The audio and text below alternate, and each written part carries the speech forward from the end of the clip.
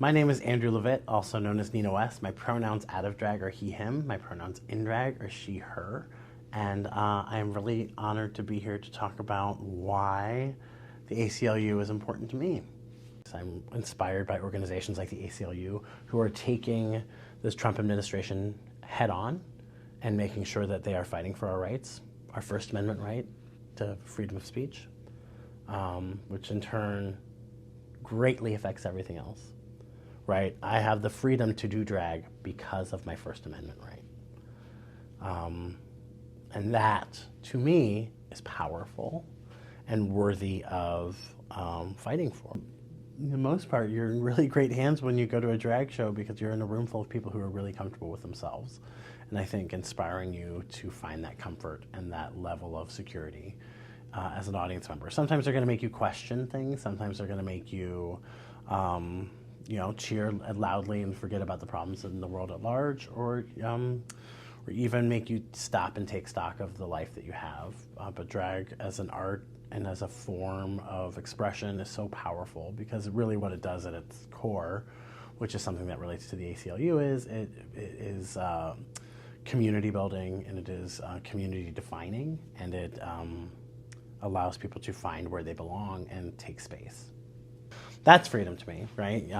Having the freedom to love who you love, having the freedom to express your thoughts and ideas, having the freedom to work where your skills call you to work, and the ability to, again, live a fully actualized and realized life.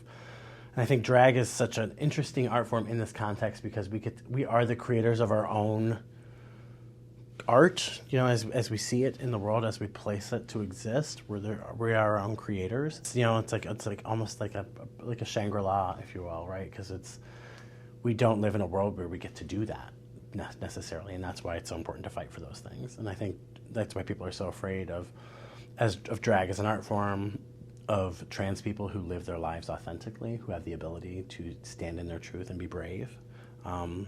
I think people are afraid of that. And that's why drag, I think, is so powerful, because it's called me to an immediate understanding of chosen family and community.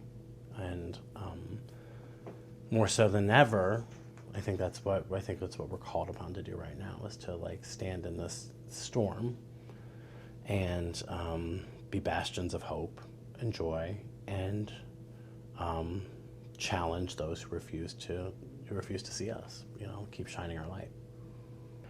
We have to stop seeking permission to exist, because if it were up to other people, they would not want us to exist. Our history suggests that we can do this. We're tough people. That's what I know. We are tough people, and we're joyful people. They can't take that from us.